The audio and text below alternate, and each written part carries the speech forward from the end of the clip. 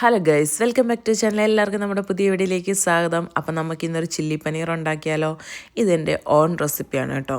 എന്ന് ഞാൻ പറയത്തില്ല, ഇത് ഞാനൊരു യൂട്യൂബിൽ കണ്ടിട്ട് എൻ്റേതായ കുറച്ച് മാറ്റങ്ങളൊക്കെ വരുത്തി ഉണ്ടാക്കിയ റെസിപ്പിയാണ്, അങ്ങനെ വേണം പറയാം.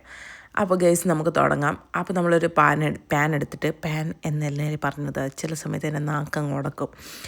പാൻ എടുത്തിട്ട് നമുക്ക് അതിനകത്തോട്ട് നമ്മുടെ കോൺഫ്ലോറും പിന്നെന്താ മഞ്ഞൾപ്പൊടിയും ഉപ്പും മുളക് പൊടി കാശ്മീരി ചില്ലിയും കൂടെ തേച്ച് കുറച്ച് നേരം വെച്ചിരുന്ന പനീർ വെച്ചിട്ട് നമുക്കതൊന്ന് ഷാലോ ഫ്രൈ ചെയ്തെടുക്കാം.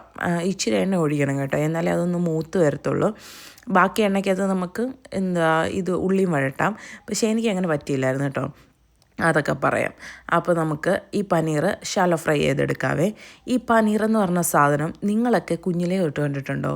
ഞാൻ എൻ്റെ കല്യാണത്തിന് ശേഷമാണ് ഈ സാധനം കാണുന്നത് തന്നെ. ഞാൻ കണ്ടിട്ടില്ലെന്ന് പറയുമ്പോൾ നിങ്ങൾക്കൊക്കെ അത്ഭുതമായിരിക്കും അല്ലേ? ശരിക്കും ഞാൻ കണ്ടിട്ടില്ല ഗൈസ്. ഞാൻ ഇത് ഇവിടെ വന്നതിന് ശേഷമാണ് ഇത് കാണുന്നതും. ഇങ്ങനൊരു സാധനം കേട്ടിട്ടുണ്ട്, ഇങ്ങനെ നമ്മൾ ടി വിക്കകത്തൊക്കെ കേൾക്കുമല്ലോ, അങ്ങനെയൊക്കെ കേട്ടിട്ടുള്ളതല്ലാതെ എനിക്കിതിനെപ്പറ്റി അറിയത്തൊന്നുമില്ലായിരുന്നു. പിന്നെ ഒന്നോർത്താൽ നമ്മുടെ ഈ ഫുഡ് ഐറ്റംസൊക്കെ ഇത്രയും ഫേമസ് ആയതും യൂട്യൂബിലൊക്കെ വന്നതിന് ശേഷമാണ് അല്ലേ?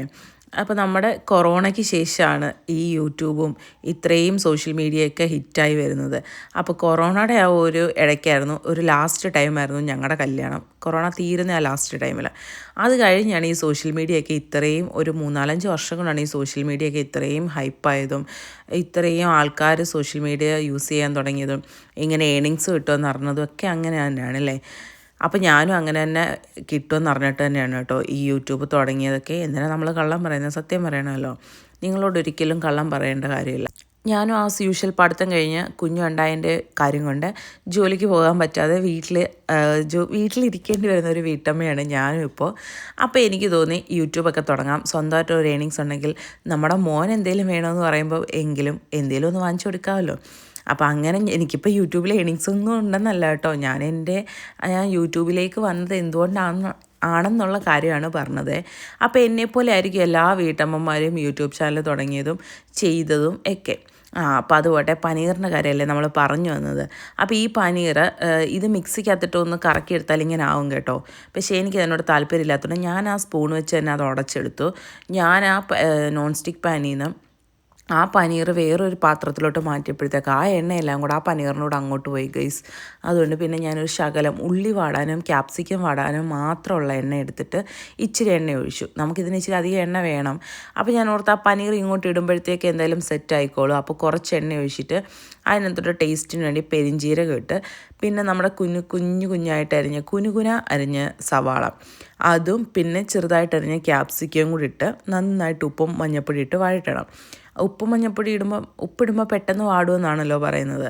എന്നിട്ട് കുറച്ച് നേരം ഒന്ന് അടച്ചു വെച്ച് അത് വാടുമ്പോഴത്തേക്ക് പിന്നെ അതിനകത്ത് നമുക്ക് ആ പനീർ ഇട്ട് കൊടുക്കാം. പനീർ ഇട്ട് കൊടുത്തിട്ട് പിന്നെ കുറച്ച് ചില്ലി സോസും, പിന്നെ കുറച്ച് ചില്ലി സോസ് അല്ല ഗൈസ്, ടൊമാറ്റോ സോസും, പിന്നെ കുറച്ച് സോയാ സോസും ഒഴിച്ചിട്ട് നല്ലപോലെ ഇളക്കി കൂട്ടിയെടുക്കുകയാണ് ഞാൻ ചെയ്തത്. ഞാൻ ഇതിനകത്ത് അധികം മസാലകളൊന്നും ചേർത്തിട്ടില്ല. പിന്നെ ഇതിനകത്ത് ഞാൻ വെളുത്തുള്ളി സ്ലൈസായിട്ട് അരിഞ്ഞത് ചേർത്തിട്ടുണ്ട് കേട്ടോ. അല്ലാതെ ഞാൻ ഇതിനകത്ത് ഒരു മസാലകളും ചേർത്തിട്ടില്ല.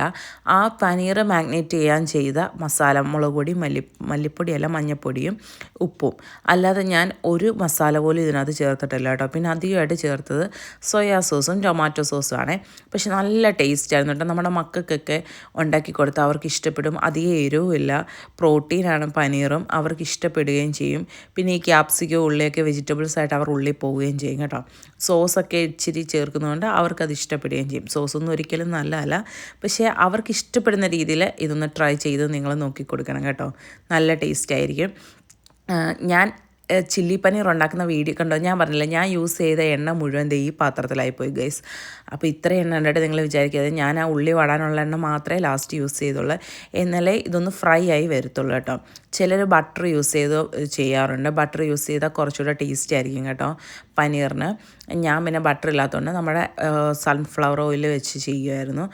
കോക്കനട്ട് ഓയിൽ വെച്ച് ചെയ്ത് കഴിയുമ്പോൾ ഒരു ചെറുതായിട്ട് ഒരു വെളിച്ചെണ്ണയുടെ ആ ഒരു ടേസ്റ്റ് വരും. ഇഷ്ടമുള്ളവർക്ക് ഇഷ്ടമുള്ള ഓയിൽ വെച്ച് ചെയ്യാം, അങ്ങനെയൊന്നുമില്ല. അപ്പോൾ പിന്നെ പനീറിൻ്റെ കാര്യം പറഞ്ഞതാണ്. ആദ്യമൊന്നും ഞാൻ ഈ പനീർ ഇവിടെ വന്നാലും കഴിക്കത്തില്ലായിരുന്നു കേട്ടോ. എനിക്കിഷ്ടമല്ലായിരുന്നു. നമ്മൾ ആ കഴിച്ച് ശീലമില്ലാത്തതുകൊണ്ടായിരിക്കണം എനിക്ക് ഭയങ്കര ബുദ്ധിമുട്ടായിരുന്നു. ഞാൻ പറഞ്ഞിട്ടില്ല, ഇവർ നോർത്തിലായിരുന്നു വിഷ്ണുവേട്ടനൊക്കെ താമസിച്ചത്. അമ്മയ്ക്ക് ജോലി അവിടെ ആയതുകൊണ്ട് ഇവർ അവിടെ ആയിരുന്നു. ഇവർ നാട്ടിൽ വന്നു കഴിഞ്ഞപ്പോഴും അവിടുത്തെ ഫുഡൊക്കെ അവർ ട്രൈ ചെയ്യും, ഉണ്ടാക്കി നോക്കും. അപ്പം ആദ്യമൊക്കെ എനിക്ക് ഈ പനീർ കറി കടയിൽ നിന്ന് വാങ്ങിച്ചാലും ശരി ഇവിടെ ഉണ്ടാക്കിയാലും ശരി ഞാൻ കഴിക്കത്തില്ലായിരുന്നു. ഒത്തിരി ഫുഡുകളോടൊക്കെ അഡ്ജസ്റ്റ് ചെയ്യാൻ എനിക്ക് പാടായിരുന്നു ആദ്യമൊക്കെ കേട്ടോ. പിന്നെ ഞാൻ അഡ്ജസ്റ്റായി. ഇപ്പോൾ ഇവരെക്കാളും കൂടുതൽ പനീർ കഴിക്കുന്നത് ഞാനാണ്.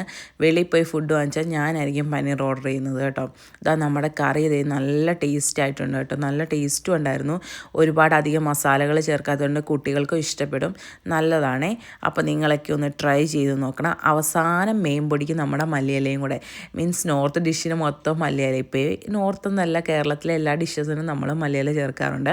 അപ്പോൾ തീ ഓഫ് ചെയ്തിട്ട് നമ്മുടെ മല്ലിയിലയും കൂടി ഇട്ടിട്ട് നല്ലപോലെ ഇളക്കി കുറച്ച് നേരം അടച്ചു വെക്കണം. അപ്പോൾ ആ ഒരു ഫ്ലേവറും മല്ലിയിലയുടെ ഫ്ലേവറും എൻ്റെ നാക്കൊടക്കുന്നുണ്ട്. അപ്പോൾ മല്ലിയിലയുടെ ഫ്ലേവറും ഒക്കെ കിട്ടും ഗൈസ്. അപ്പോൾ നല്ല ടേസ്റ്റാണ്. എല്ലാവരും ട്രൈ ചെയ്ത് നോക്കുക. എന്നെപ്പോലെ ആദ്യം പനീർ കഴിക്കാത്ത എൻ്റെ ആങ്ങളെ ഇതുപോലായിരുന്നു കേട്ടോ. അവനും കഴിക്കത്തില്ലായിരുന്നു, ഇപ്പോൾ അവൻ കഴിക്കും. അപ്പോൾ മറ്റൊരു വിശേഷമായിട്ട് അടുത്ത വീഡിയോയിൽ കാണാം. ടാറ്റാ.